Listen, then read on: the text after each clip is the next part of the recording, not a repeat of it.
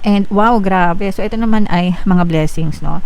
Ito yung advice and encouragement, guys. So may mga blessings na dadating sa inyo. So ito i-anticipate nyo yung pagdating nito sa buhay. And kung ano man yung mga current blessings na meron kayo, guys, kahit gaano kaliit, kahit gaano kalaki, i-appreciate nyo yung mga blessings na yon. Be thankful, be grateful. And the more na na-appreciate nyo, guys, the more na dadami yung mga blessings sa buhay nyo, okay? So, i-main-main nyo na itong mga blessings na to, pagpapala, kasaganaan, itong mga healing nyo.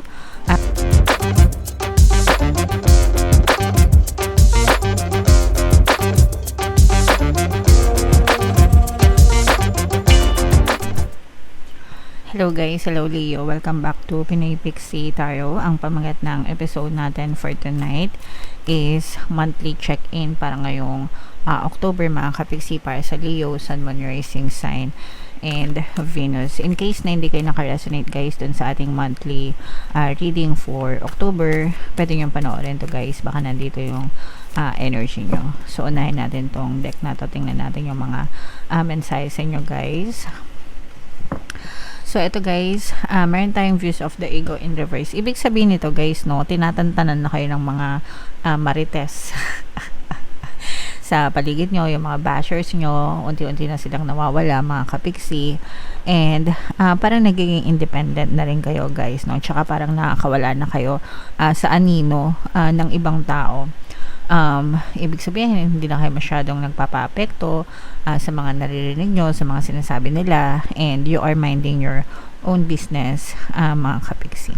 So, this is very positive kasi hindi na kayo natitrigger, no, sa mga sinasabi ng ibang tao, deadma sa kanila, walang pa kayo, no? And tama naman yun, guys, na dapat mag-focus kayo sa sarili nyo, mga kapiksi. Kasi, di ba, we cannot please everybody, mga kapiksi.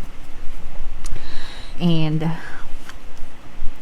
another message for you guys, this is an earth sign energy, Capricorn, Taurus, Virgo. For some of you guys, maaaring may earth element kayo sa inyong natal chart, or you may be dealing with another earth sign. Pero ito, guys, this is your mga parang mga financial goals, or yung mga goals nyo na may kinalaman sa kaperahan, kabuhayan, ganyan. And kumbaga malayo pa, pero malayo na. Ibig sabihin, malayo pa yung tatahakin nyo para sa katuparan or fulfillment ng desires nyo. But, malayo na yung narating nyo kumpara from where you started, mga kapiksi. Okay? So, ituloy-tuloy nyo lang yan, guys, hanggang sa talagang ma-achieve nyo yung dream life nyo, Leo.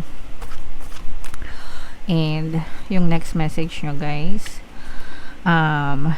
wow. So, ito naman, guys, ibig sabihin nito, very, very, very solid yung connection nyo sa loob ng tahanan, sa family, nandun yung nagtutulungan kayo sa isa't isa, mga kapiksi, sama-sama sa hirap at ginhawa, kumbaga, okay?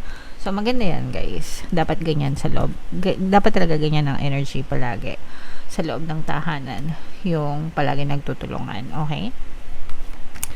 So, comment down below, Leo, if naka-resonate kayo dyan. Hanapin ko yung energy nyo, guys. Shuffle natin to habang sinashuffle ko to. Panoorin nyo muna yung video natin regarding sa ating paano mag-manifest ng abundance video course. Kapiksi, sawa ka na ba sa mga struggles at hirap sa buhay mo? Masipag ka ba at masikap sa buhay ngunit hindi ka pa rin umaasenso? Ilang beses ka na bang nag-attempt mag-negosyo at mag-invest pero palagi ka pa rin nalulugi? Sa pagkakataon na ito ay maaaring may subconscious beliefs ka na nagiging balakid sa iyong pag-unlad at pagyaman. Introducing, paano mag-manifest ng abundance video course. Dito ay matututunan mong ma-overcome ang mga balakid mo para tuluyan ka ng umunlad, umasenso, sumagana, maging matagumpay, successful at maswerte sa iyong kabuhayan, pera, trabaho, negosyo, salapi at kaperahan ng bonggang-bongga. Dali, mag-send na ng email sa pinoypixietarot@gmail.com at simulan na ang iyong pagyaman ngayon. Alright, so sa lahat ng gusto mag-avail ng course, guys, naka-flash sa screen nyo. Una, meron tayong paano mag-manifest ng abundance video course.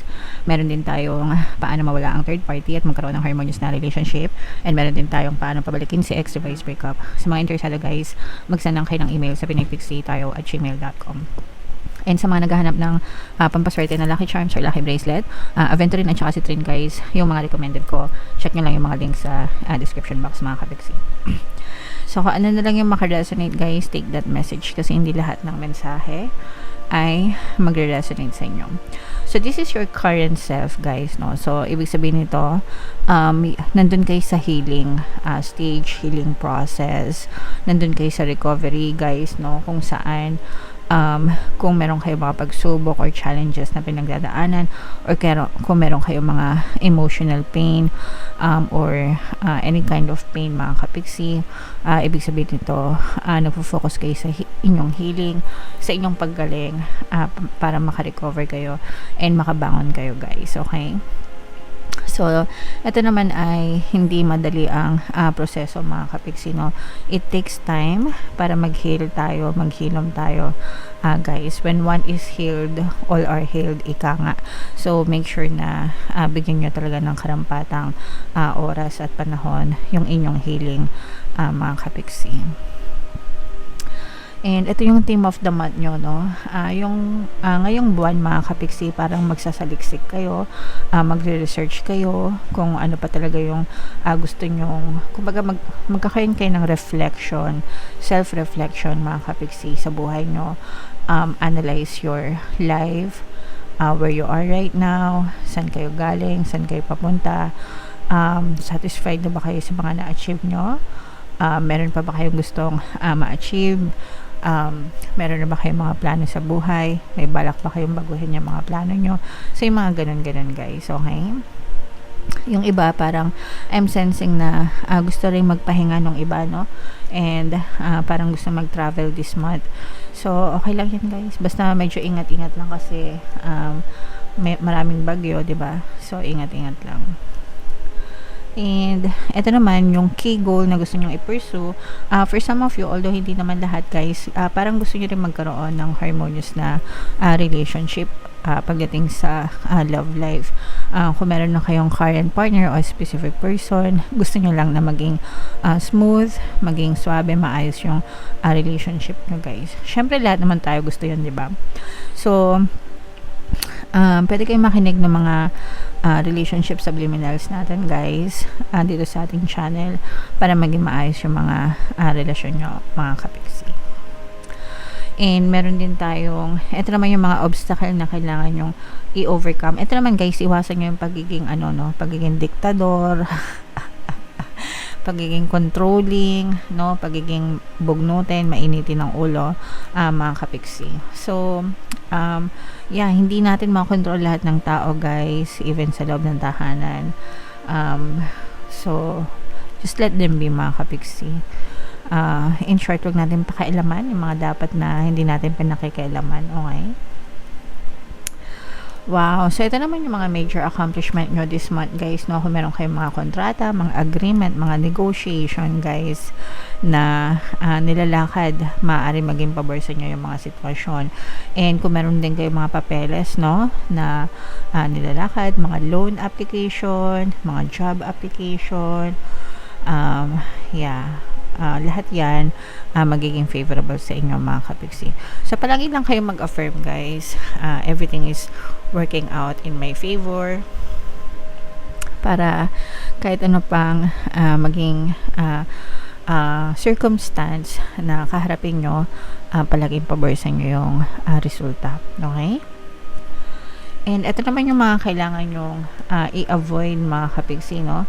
Ito naman guys, kagaya din nung pagkakaroon ng control issues, no guys, kailangan wag tayo masyadong controlling sa buhay natin. Kumbaga iwasan natin yung pagiging manipulator, gaslighter, guys, gaslighting, ganyan. So, iwasan natin yun. At saka, matuto tayong i-value, guys, no, yung mga nangyayari sa buhay natin, positive man or negative. Kasi, lahat yon may mga lessons na kaakibat yun sa buhay natin, guys. So, kailangan i-appreciate natin yung lahat ng nangyayari sa atin. Kasi, si universe din yung nagbibigay sa atin yan para matuto tayo ng leksyon sa buhay. Okay? And yung mga kailangan nating i-embrace mga kapiksi, ito yung mga sugat natin, no?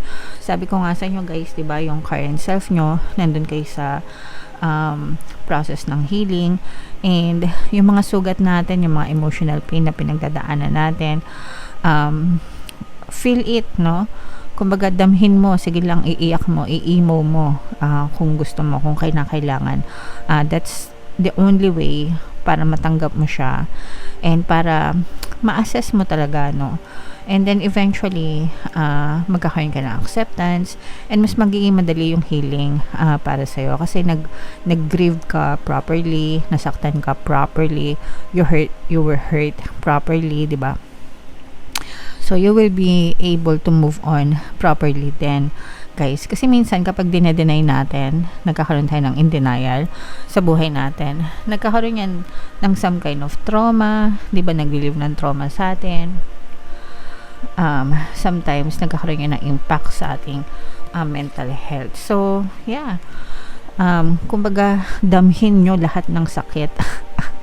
Iiyak nyo kung gusto nyo, pero eventually makaka-move on din kayo dyan, guys, okay? And ito naman yung mga where to find support. Actually, guys, pagdating sa support, medyo nahihirapan kayong manghingi ng support sa ibang tao or nahihirapan kayong maghanap ng mga tao na talagang very supportive sa inyo. So, sarili nyo lang yung maaasahan nyo, mga kapiksi, and okay lang yan, guys, no? Okay lang yan. Basta tulungan nyo yung sarili nyo. Be there for yourself, guys. In the first place, hindi naman kayo nag-iisa because your spirit guides are always with you, mga kapiksi. And wow, grabe. So, ito naman ay mga blessings, no? Ito yung advice and encouragement, guys. So, may mga blessings na dadating sa inyo. So, ito i-anticipate nyo yung pagdating nito sa buhay. And kung ano man yung mga current blessings na meron kayo, guys, kahit gaano kaliit, kahit gaano kalaki, i-appreciate nyo yung mga blessings na yon. Be thankful, be grateful. And the more na na-appreciate nyo, guys, the more na dadami yung mga blessings sa buhay nyo, okay? So, i-main nyo na itong mga blessings na to, pagpapala, kasaganaan, itong mga healing nyo, guys, at saka itong harmonious na relationship, itong mga kontrata, yan. So, yan yung mga magagandang energy na nakita natin for you, Leo.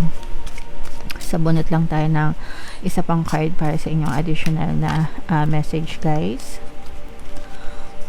Wow! So, evolve, guys. Transformation ito. Ito yung pagbabago, mga kapiksi. So, magbabago din yung takbo ng buhay nyo. Especially, once healed na kayo, no? Once na naging ma-okay na kayo, ma-okay na yung pakiramdam nyo, guys, mapapansin nyo na unti-unti na ulit gagaan yung buhay nyo, unti-unti na ulit magkakaroon ng magandang kulay, guys. So, magiging worth it yung mga sacrifices nyo, mga kapiksi. Okay? So, i-mind nyo na yan, mga transformation na yan, pagbabago, lahat na magaganda, guys, i-mind nyo na sa comment section.